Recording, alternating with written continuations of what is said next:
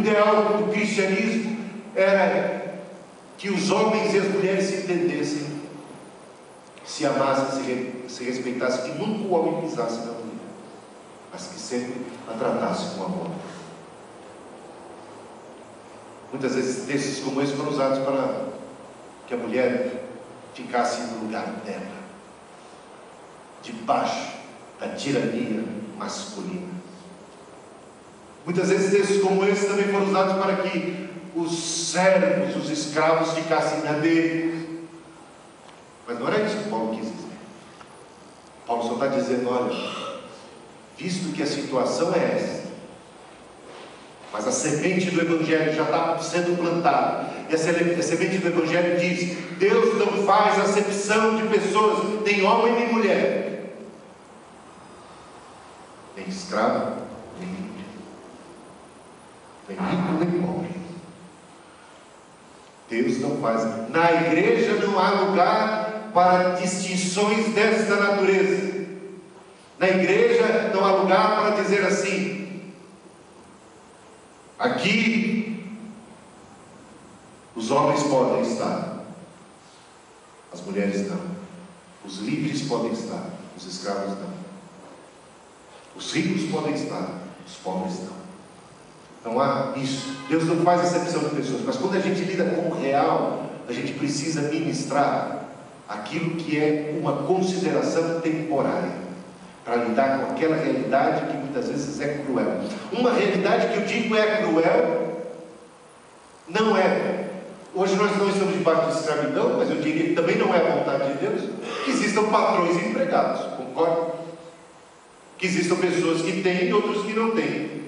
Isso é uma conjuntura da nossa existência, do tempo em que nós existimos. Alguns são empregados, e esses empregados recebem o seguinte preceito da parte de Deus. Embora Deus não esteja com isso, assinando embaixo e dizendo: esse sistema é bonito, eu sou capitalista. Ou se tivesse lá no comunismo, eu sou comunista, um Deus comunista. Deus não é nem comunista nem capitalista. Deus é Deus. E Deus não criou ninguém para estar sofrendo, pisado por quem quer que seja. Deus não criou essas desigualdades.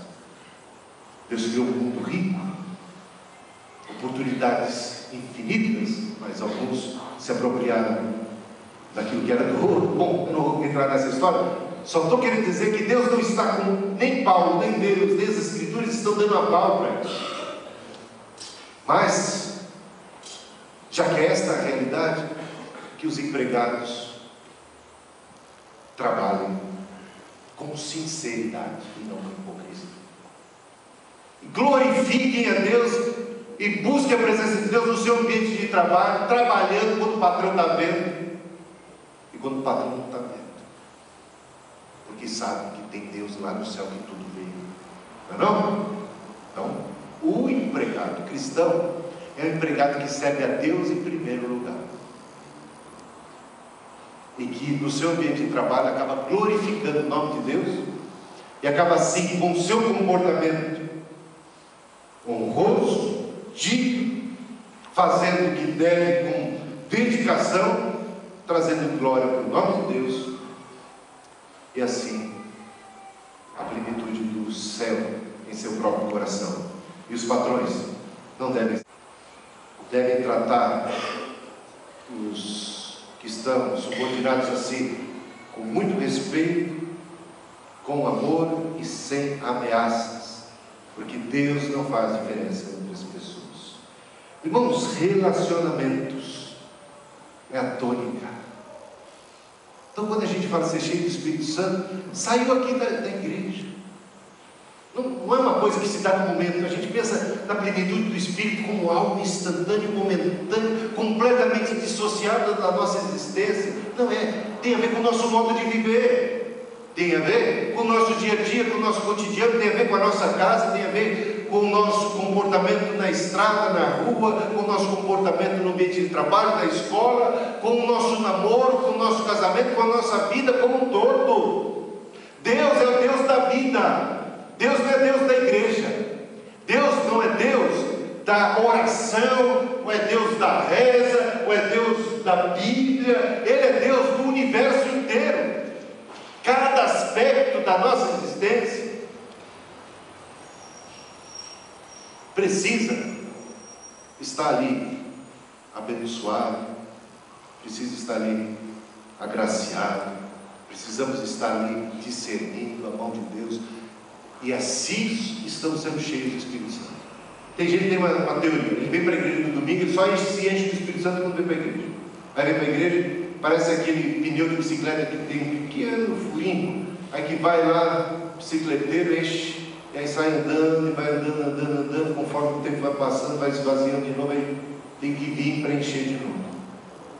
Meu momento, esse é o meu momento espiritual. Você não devia ter um momento espiritual, sua vida devia ser espiritual como um todo. Não deveria haver distinção entre secular e espiritual. Tudo espiritual, tudo para a glória de Deus. Ser cheio do Espírito Santo, distinguindo como foram os diáconos. Separem homens, separem crentes que sejam cheios do Espírito Santo, não que estejam. Estar é uma coisa, ser é outra. Pedro não estava cheio do Espírito Santo, Pedro era um homem cheio do Espírito Santo. Jesus, ser, não apenas estar.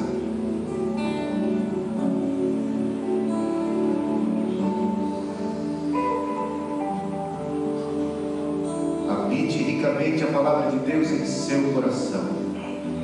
O Espírito habite no trono da tua vida, Jesus seja o Senhor da tua vida. A bênção do Senhor